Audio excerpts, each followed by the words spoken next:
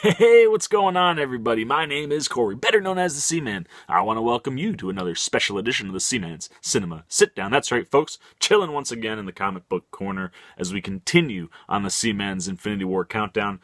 We have arrived at number 14, which should have been yesterday's video. I apologize for not getting that out. And should have marked 5 days out from Avengers Infinity War.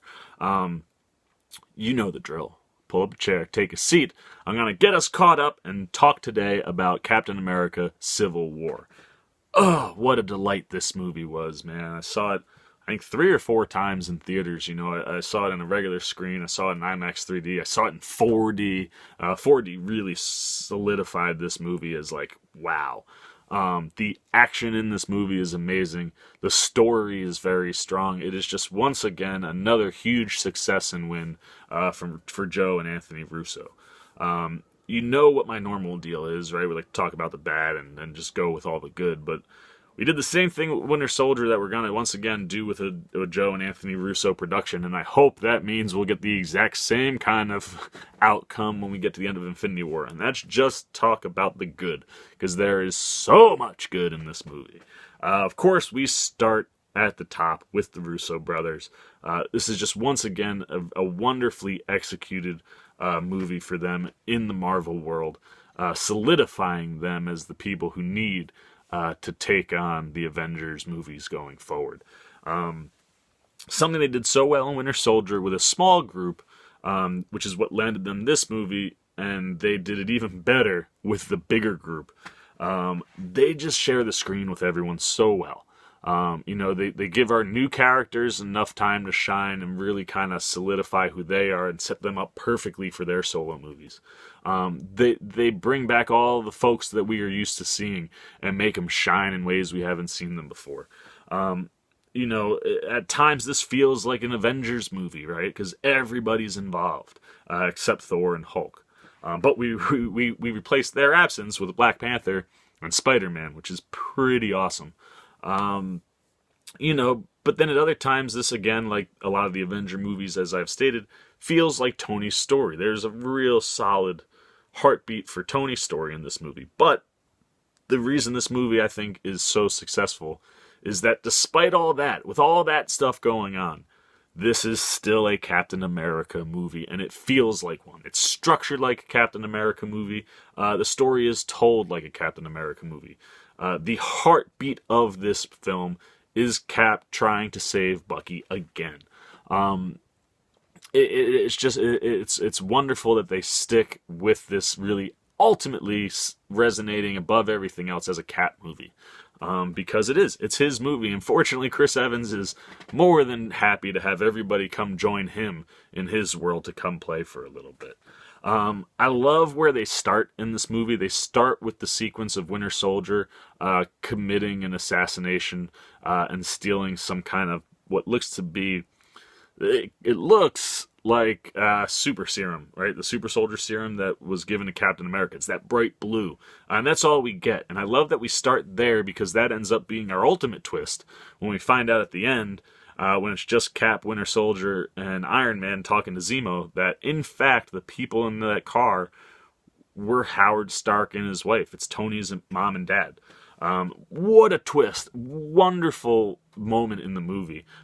Some of the best acting I've seen, probably from Downey Jr. in any of these movies, is his reaction to finding out that, and then the even bigger heartbreak of finding out Cap knew. I mean, there's a moment, and we'll talk about it, where he just says, "Did you know, Cap?" And Cap's like, "I did, but not him." And he's like, "Don't bullshit me, Steve. Did you know?" And, oh man, the facial expressions that Downey Jr. has in that sequence are amazing. But I love that we start with that twist, with Holt, who is in the car, and it just sets up for a huge payoff on the back end, and one of our best action sequences from the inner fighting.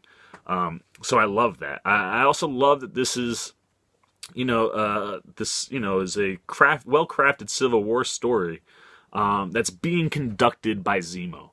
It's the reason his character and him as a villain works so well is we're here to see our heroes fight each other, right? That's the fun we're in for. So we don't necessarily need a traditional villain, right? Someone for them to, sync up together with to fight, because if they're going to have a common enemy, they're probably not going to have a lot of inner turmoil.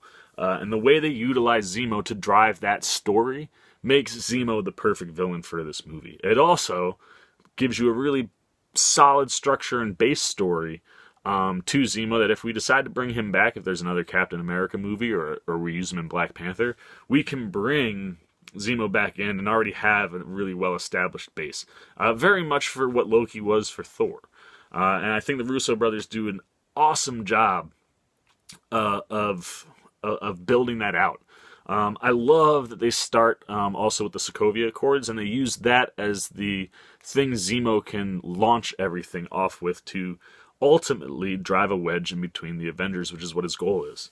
But I also love that we start with these Sokovia Accords, because it's a major thing that's been talked about with all these movies. It's like, yeah, these are all these great, awesome action sequences, and the movies are wonderful, but like, there's a lot of people dying, and no one taking ownership for that.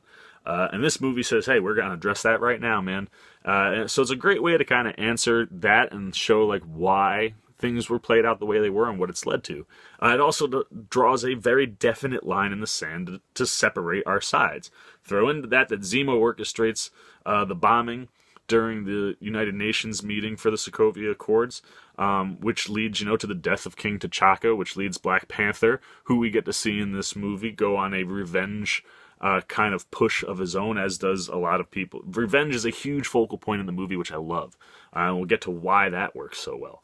But starting here, it just gives you a good spot, and then Zemo orchestrates this bombing, makes it look like the Winter Soldier, and now you're dividing everybody. It's just really, really well thought out and smart. And then you throw on top of all that, right, with the Sokovia Accords before the bombing happens, that Cap is not only dealing with signing the Accords, but dealing with the fact that, it is post-explosion. He's dealing with the fact that Bucky is back and he doesn't think he was the bomber. And on top of all that, then Peggy dies. So Cap's got so much going on, and it just drives his character. And like I said, just so well crafted from a story standpoint. And then throw on the amazing visuals we know that the Russo brothers are going to do. One of my problems with Age of Ultron was the look of Iron Man. He didn't quite feel realistic. Is all CGI'd once again, but looks way better. The splash page shot during the airport sequence is amazing. Just so well structured, and you could tell planned out to the degree they knew exactly where things were going to run. I'd love to see those storyboards, because they probably looked like a comic book. Special effects, both practical and CGI, are amazing, and just the look of all of our characters. The conceptualization of the new ones, right? Spider-Man and Black Panther look amazing. I love the improvements and little things they do with Vision. The way Wanda looks now. Just they nail everybody in this movie. And that's, again, one of the best parts of these films are our main heroes. And look, you could talk for days about our main group, right? We know the Avenger group. We know what they're in for, what they're up to. So we'll talk about them in the individual sequences that they're in.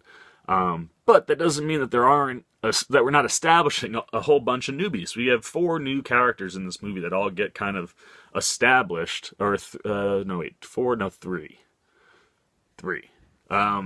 That get established in this movie, and they're just done so well. And it starts, like I said, with Zemo, who I think is a really well done villain for what he has to be. He's an orchestrator. He is causing the division to exponentially grow between the Avengers. And I love that for him, where he's coming from, his viewpoint is very, very blatant, and his motivations are very strong. He's from Sokovia, and good lord, sorry about the dog. Give me 2 seconds as I shut my door. Sometimes animals just don't want to, cooperate with videos, right? But anyway, I love that we know his motivations, right? He comes from Sokovia. His family, he loses his family at the results of what the Avengers do. Even though they save the world, afterwards, he says it in the movie, the Avengers just left. They left us to deal with everything else, and that drives him nuts, motivates him to want to destroy them. And he says this thing at the end of the movie where it's like, an empire that crumbles from the outside can be rebuilt, But an empire that crumbles from the inside is dead forever. And I love that motivation. And using him, like I said, as an orchestrator more than the front and center villain, brilliant. On top of him, who I think is just well done, Black Panther is amazing, right? We're just learning about Black Panther in this movie. It's our introduction to him, and the Russo brothers just create a wonderful foundation for Ryan Coogler and Chadwick Boseman to pick up and run with. Yes, he doesn't quite look like the Black Panther we see in the Black Panther movie, right? Because he has to go through a whole character arc evolution that the Russo brothers just nail very quickly, right? He's at the United Nations meeting when his father dies during the bombing. He sees the bombing about to happen, can't save him, has to deal with that. Wants revenge. That's what drives him the whole movie, and he's very hard, not at all recognizable to the character we see in Black Panther. But by the time we get to the end, he has this conversation with Zemo, right? He after the airport scene, he becomes an observer. He follows Cap and Iron Man and Winter Soldier to where Zemo is. He watches everything and hears everything. And when he finds out that it's not Winter Soldier, he confronts Zemo. And they have this wonderful conversation that ultimately leads to Black Panther, one, keeping Zemo from killing himself so that he can be prosecuted correctly, and keeps him in play in the world. And two, that Black Panther has realized that revenge gets you nowhere. He's watched what revenge has done to Zemo. He's watched what revenge has done to the inner workings of the Avengers.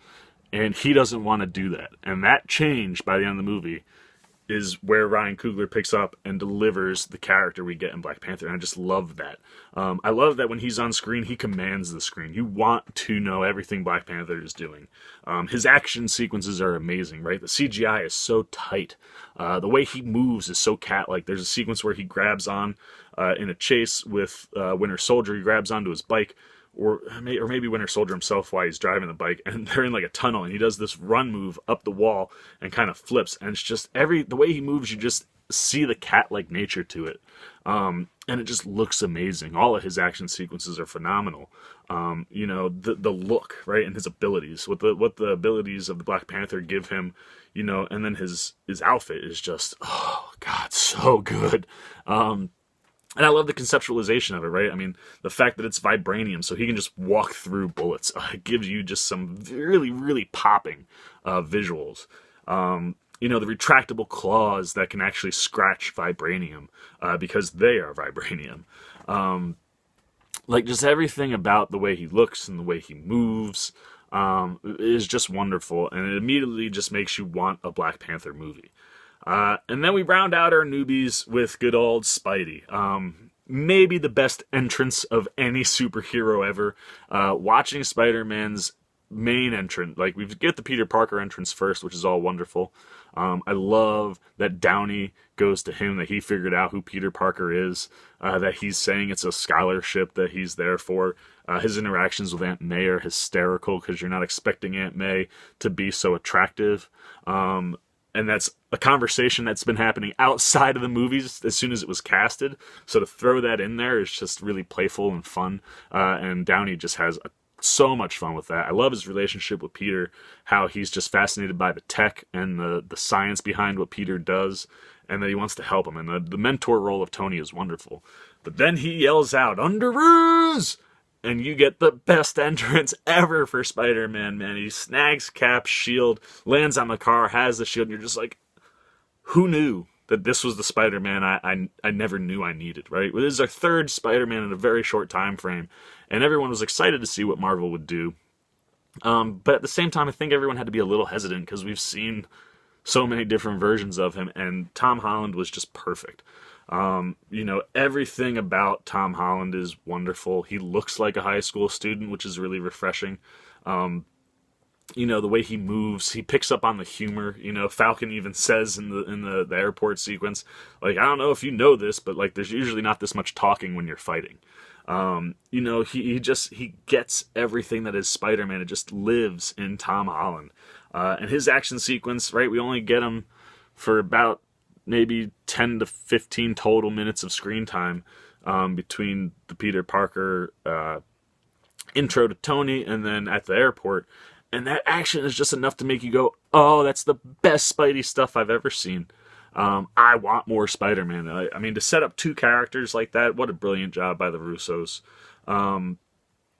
Then, we have our rookies. The people that have kind of been dispersed in slowly into the universe, but haven't had huge major roles. Look, I love Falcon being back in this movie. The way he moves is wonderful. I love his action sequences, and again, just the way the Russo brothers use his ability to fly, and the way he uses his wings, either actually using them or dropping them down so he can move differently in the air. All of it's wonderful. I love that he's got, is it Red Sparrow or Red Bird? The little tech bird that he has. I love the way he uses him, right, to grab Spidey at one point, to shoot Iron Man in the face. So I love the things they add to Falcon's character, look-wise and abilities. I love the building of his relationship with Cap. You can really see Steve and Sam Wilson are becoming best friends. Anthony Mackie's just a great add, and I love what he does. Liz Olsen back and really just delivered so much better than she was in Age of Ultron, right? The Russo brothers took something that was really good, built on it. Her look is so cool. I love the trench coat approach to her look that kind of works better than what her actual comic book costume looks like. So conceptually, I think she's visualized very well. Her powers look so much cooler. I love the way they look, and I love the way she uses them, right? I love the way she's been able to manipulate things during the airport sequence when, she can tell that Clint and Nat are pulling punches during their fight sequence. Even to the point where, he has to ask, Clint asks Nat, hey, are we still friends? She's depends on how hard you hit me. She picks up that he's pulling punches, stops, Nat from kicking him and just throws her. When Clint shoots the arrow to distract Iron Man, the way she just piles all the cars on him, the way she takes Vision and makes him as dense as humanly possible and, drives him through 1 billion floors, it feels like. Just all that stuff, the way she utilizes her power is just so much more refined, and it's one of those things you can tell she's grown in being able to utilize her powers, and that's just conceived really, really well. I also love her, what she has story-wise, right? That she has a major kind of story heartbeat in this movie, too, with how badly what happened in Age of Ultron affects her, with all the Sokovia Accord stuff. And for a while, you think she might land on Tony's team, but when she realizes that they're kind of trying to keep her out of everything, real quick to jump in with Hawkeye and go to Cap's team. But I love that we get to dig into that story, and I love her relationship with Vision continues to grow and has all these kind of nooks and crannies to it, right? He tries to cook her dinner one time, kind of as a pick me up right after the Sokovia conversations, but then she realizes he's kind of holding her hostage, which brings us to Vision, who I also love in this movie. I love his side of the relationship, that he can be distracted. He ends up shooting Rhodey instead of Falcon because he's not paying attention, so Tony's got to yell it, gets telegraphed, Falcon sees it coming and hits Rhodes and paralyzes him. And it weighs so much on Tony. He's I didn't know you could get distracted. And Vision's neither could I. And it's because of what he is feeling for Wanda, which is strange because he's AI, essentially. He shouldn't have feelings. Can't wait to see that expanded upon in Infinity War. Visually, I love what they do, man. I love the way his cape is. I love the way his powers work. I love the way he can shoot the laser out of his head, but how he can go from being pass-throughable to, like I said, unbelievably dense. And he utilizes that in the action sequences when he's fighting Clint, when Hawkeye shows up. Every time Hawkeye goes to hit him, he either transforms himself so that he punches right through him, or he gets so dense that he hits him and just doesn't move. So I love what they do with Vision. He's just so cool, and just a really nice addition to everything that we have with him. And then, of course, there's Ant-Man. I love his entrance to this movie almost as much as Spider-Man's. I love that he's asleep in a van, and that Clint obviously scooped him up at the behest of Falcon. And he's asleep, and he wakes up. He's like, "What time zone is it? Oh my God, it's Captain America!" And he starts shaking his hand. He's like, "I'm shaking your hand for too long. This is weird. I'm sorry." He's like, "Oh man!" And sees Scarlet Witch. He's like, "I know you too. You're awesome." And sees Falcon. I love Falcon. Calls him Tic Tac. So everything about his entrance into the bigger cinematic universe is just so funny. Paul Rudd just keeps building off of what he has with Scott Lang in a very limited role in this. I love that he appreciates that he's even considered to be brought in, right? He goes to Cap, he's like, I know you got so many, like, super friends. I'm, like, so glad that, like, you picked me. And then, he's another person who steals a real big chunk of this movie. What we get from Ant-Man in the airport scene is phenomenal. Again, the way he can get into tech, but I love that they tweak it where he's inside Tony and Tony's like, who's talking? And he's like, it's your conscience. I know we haven't talked in a while. And the way Friday flushes him out of the suit, is really cool. Everything that Ant-Man does, again, just capitalizing on the ability to be really small, the way he fights Black Widow, where like he goes to hit her, he grabs her, goes small, throws her around. I mean, just building off of what happens in his movie, again, just looks and visually very captivating. And then the big surprise in this movie, and I mean big in a very literal way, getting Giant Man is awesome, and the delivery of Giant Man is phenomenal. They're like, we need something big. He's like, I got something big, but I can't hold it very long. Just makes you chuckle if you kind of get where you're going there. But just the visualization when it happens, and it's because the way he hops onto War Machine and does it and grabs it, and everyone, you go to Peter, and Peter's like, holy shit, and Ant-Man is just like, oh, this is awesome. I love Giant Man. I love that. Obviously huge and powerful, but to the rest of the world, because he's so much bigger, he moves a lot slower and he's clumsy.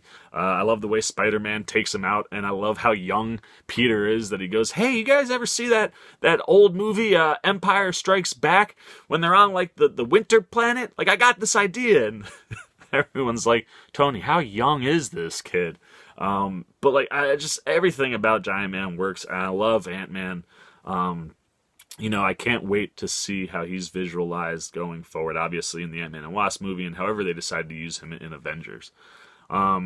Look, and like I said, the main crew, everyone's back doing awesome stuff. We'll kind of pinpoint some of it as we go through the major scenes in the movie. But the one thing I do love in this movie is the Cap versus Tony appeal through the whole storyline. And how it kind of makes you go back and forth the whole storyline, right? At times you're like, yeah, no, I'm totally with Tony, but like, if we limit them and now we're letting the nations decide where and when they can act, maybe I feel Cap a little bit. Then you find out that, like, hey, like, Winter Soldier killed Tony's parents. You're like, oh, okay, I'm with Tony. But, like, yeah, I love it. It's just that back and forth, and it's wonderful. But, look, this movie, again, is just comprised of just unbelievable action sequences and just some general really nice scenes. I love our first real big action sequence when Cap tries to go figure out where Bucky is before everybody else. He gets a little tip from Agent 13 after the funeral. Again, just that hand-to-hand combat stuff is just brilliant when Cap gets to the apartment. They're getting raided. Falcon's like giving him a countdown, like, you guys got to get out of there, and boom, now they got to fight all these agents that are coming, CIA agents that are coming with the directive of shoot to kill to get Bucky. And oh man, the choreography, like I said, is brilliant. The use of Bucky's arm, even better than Winter Soldier, man. He multiple times uses it as kind of like a shield. I love the way him and Cap work together, but Cap's like, you gotta throw me a bone, man, and like not kill anybody. And he almost does a couple times, and Cap saves him. He's like, come on, dude. There's this really, really tight sequence in the stairwell. I love how, Winter Soldier is just jumping down and he'll grab the railings and rip them with his metal arm. I love the way he utilizes guys who are coming in through zip lines and wires and stuff and is throwing them all over the place. I mean, the whole sequence is just so tight. You're just like, wow, man. Like, there was some serious choreography to go through that sequence. And it's wonderful. And then it ends with the arrival of Black Panther. It just makes you don't see it coming. And all of a sudden he's there and you're just like, what? And we get this really dope chase sequence between, Winter Soldier trying to get away, Cap trying to stop him, and, Black Panther now becoming something that Cap's got to stop. I love that, like, he's quieter than everybody else, but it's not the sneakers that he gets in Black Panther, so you can kind of see how even their tech is evolving as movies move on. The chase sequence is just so much fun. The way they go back and forth, Cap steals a car, just the general movements of, like, the way the Panther can use his claws, and Winter Soldier can use his arm. I love that sequence. I love that that's followed by Zemo reprogramming the Winter Soldier. That's a super cool sequence, and I love that by the time Cap catches him, Cap and Falcon get to him, that it doesn't hold, right? Because we've seen, obviously, the electrocution therapy that gets put on top of Winter Soldier to get him to be Winter Soldier. So the programming is the combination of both, and the words don't stick too long so that Bucky can become Bucky. Breaking out of that, though, we get Winter Soldier versus Falcon Captain America in a close quarter kind of settings that he wins and gets out of. Again, really tight sequence. Then you go to, I love watching him fight Tony, and Tony's like, you got a suit, right? He's like, yeah, 3-piece, because he wasn't expecting to have to be Iron Man, but he does have his Iron Man hand. I love the way he uses it. At one point, he's about to get shot, and he stops the shot with the hand, and the look on Tony's face is like, oh man, that worked. Let me dismantle this gun. He's just like, oh man, that worked. So I love Tony fighting Winter Soldier just with one Iron Man hand. Then adding in Agent 13 and Black Widow, and you just get this really tight sequence in kind of like an open cafeteria type area. And then Black Panther shows up, and T'Challa obviously not in costume. Love the way he moves. I love his fight with Winter Soldier through there.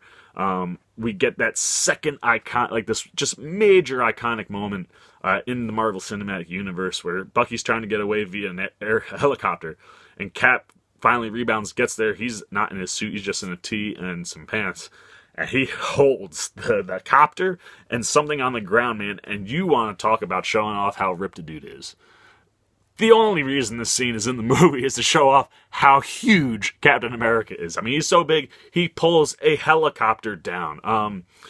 Just absolutely amazing, amazing stuff. And then, as I mentioned, Tony at Peter's house is great. I love his interactions with Aunt May, and I love him talking to Spider-Man in a very high-intelligence sort of way. The airport sequence, that sequence to me is just perfection. Everybody shines. Obviously we talked about Giant Man and Spider-Man. I love, Black Panther, the fact that he can scratch Cap's shield, which I guess that happens in the chase sequence prior to that. But just everybody gets to play. Everybody has something big to do. I love, like I said, Black Widow and Hawkeye talking about pulling punches, and we'll be friends depending on how hard you hit me. Wanda using her Scarlet Witch powers. I love that Black Widow is on Tony's side, but just like good old double agent Natasha Romanoff understands what Cap is trying to do, kind of agrees with it, and just stops Black Panther. It's like, look, I told you I'd help you find him. I didn't say you'd catch him.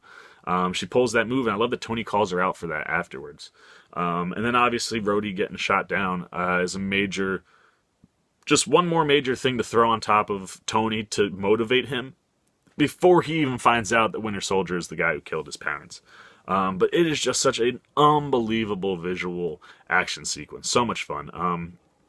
And then look, that rolls you into the finale. I love that, Cap's team knows if they're going to succeed in what their ultimate mission is, some of them are going to have to stay back and get caught. I love that Tony goes out to the raft, the underwater prison, to talk to everybody, and everybody rightfully pissed, especially Clint. He's like, I came out of retirement to be put in jail. Tony's looking for the word because he doesn't think this is bigger than a regular jail. And Clint says, yeah, jail, this is somewhere we put criminals. I never thought we'd be here.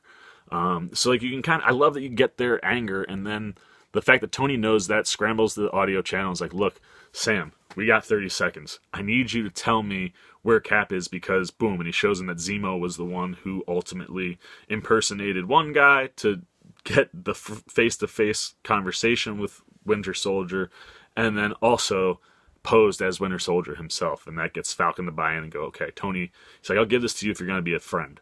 Tony's like, done and done. Of course, Tony doesn't know what we're about to find out. So I love that he goes from there. I love how he goes, he messes with Secretary of State Ross, who is the guy, one of the leaders of the Sokovia Accord. Love bringing Ross back into it and advancing him up now to Secretary of State as he grows in the universe. But I love that Tony messes with him. He's like, yeah, I'll pick up your call next time, and then I'll put you on hold just to watch the light blink. And then he actually does it at the end of the movie. Wonderful. But to make it seem like he's just going back and he didn't get any information. The way he goes into his Iron Man suit, he clicks a button and it starts to form and he just shoots out the back of the helicopter. Love that. I love that when they get there, Zemo is behind. They're going there because there are more Winter Soldiers. Bucky kind of reveals this, and they think that's what Zemo is going to do, is to release these other soldiers that he can, activate. And he doesn't want that. He actually kills all of them. It's like, look, man, that's not what I'm here for. And he's behind this big bunker so that they can't get to him. He's like, that's not what I'm here for. He's like, this is what I'm here for. And he plays the video, and he plays it all the way through, and we find out that Winter Soldier not only killed both of Tony's parents, but the way in which he does it. The car crash doesn't kill him, so he literally bashes in Howard's face to death, and then goes around and snaps his mom's neck.